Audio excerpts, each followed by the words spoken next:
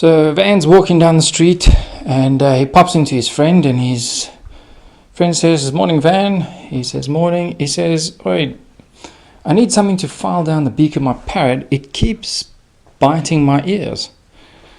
So the man behind the counter looks at Van and says, "Well, Van, there's not much we can do. Have you tried the pet shop? Maybe they've got something you can use." So Van says, No. I don't want a doctor involved.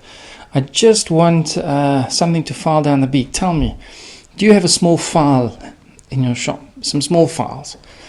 So the man looks at Van and says, "Yes, I've got a couple of files. But I still don't think you should do it." Van says, No, don't worry. I got it under control. And the man shows him the files. Anyway, Van chooses a very fine looking file, almost the consistency of a nail file, and says, "This has really got barely any teeth. It's really small. I think it'll do the job." So they head over to the till, and the shop owner starts giving Van his change when he says, "Van, I can't help but thinking that when you file the beak and you're moving it from side to side, that you're going to dislodge it. The beak's going to fall off. It's going to come off, and then your parrot's going to die." So Van thinks about this for a while and says, No. The way that I'm going to do it, it'll be fine.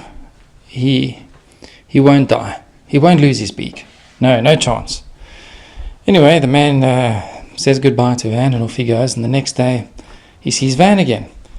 And Van walks into the shop looking really sad and glum.